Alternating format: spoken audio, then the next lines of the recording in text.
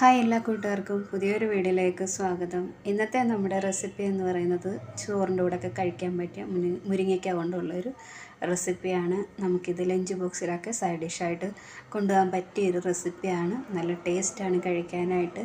കൂടാതെ തന്നെ നമുക്കിത് ചപ്പാത്തിയുടെ കൂടെയൊക്കെ കഴിക്കാൻ പറ്റിയൊരു കറിയാണ്.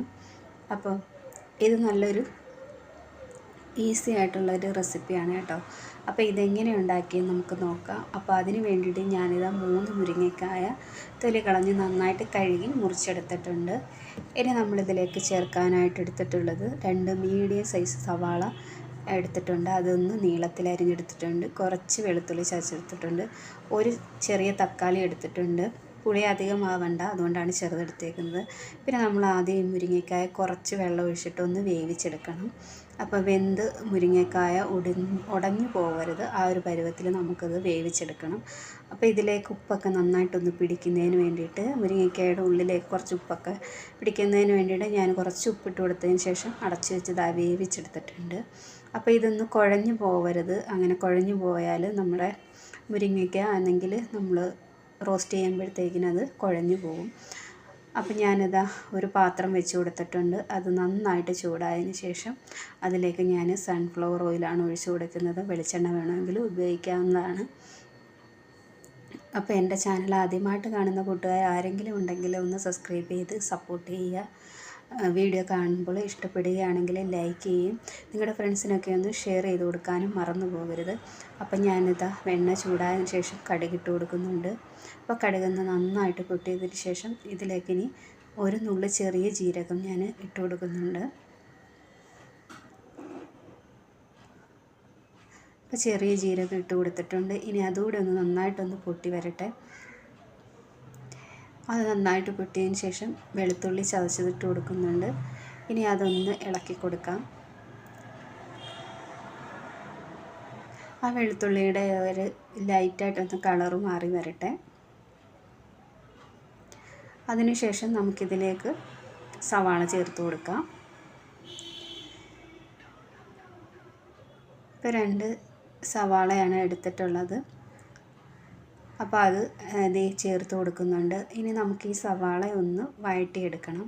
അപ്പോൾ ഒരുപാടങ്ങ് വഴണ്ട് ഗോൾഡൻ കളറൊന്നും ആവേണ്ട, ഒരു മീഡിയം പരുവത്തിൽ നമുക്കിതൊന്ന് വഴറ്റിയെടുക്കാം.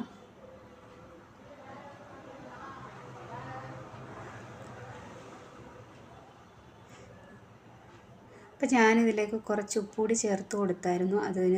അതിന് ശേഷം ഈ ഒരു പരുവത്തിൽ നമ്മൾ വഴറ്റിയെടുത്തിട്ടുണ്ട്. ഇനി നമുക്കിതിലേക്ക് ചേർത്ത് കൊടുക്കേണ്ടത്, ഇതിലേക്ക് ആവശ്യത്തിനുള്ള പൊടികളാണ്. ഞാനൊരു ചെറിയ സ്പൂണിന് 1 സ്പൂണ് മഞ്ഞൾപ്പൊടി, പിന്നെ ഒരു ചെറിയ സ്പൂണിന് 1.5 സ്പൂൺ മുളക് പൊടി ചേർത്ത് കൊടുക്കുന്നുണ്ട്. പിന്നെ ഇതിലേക്ക് ചേർക്കുന്നത് ഗരം മസാലയാണ്. ഗരം മസാല ഒരു 1/4 ടീസ്പൂണ് ചേർത്ത് കൊടുക്കുന്നുള്ളൂ.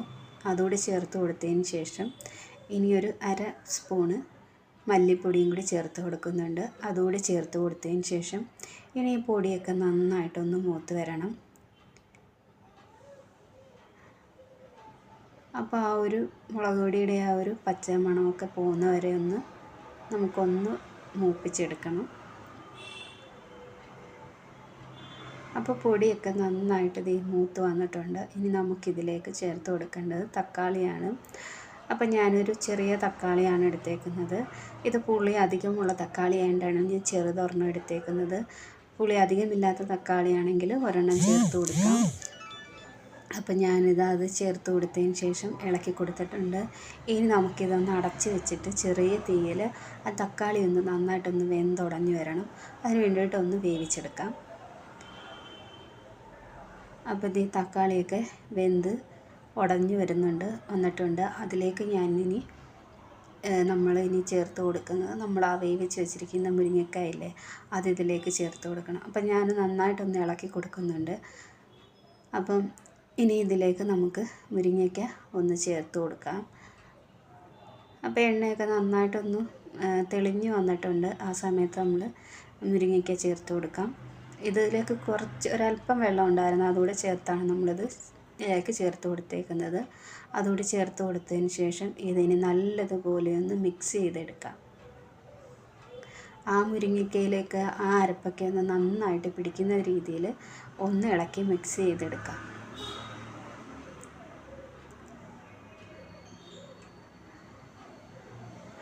അപ്പോൾ ഇത് നന്നായിട്ട് മിക്സ് ചെയ്തെടുക്കാം.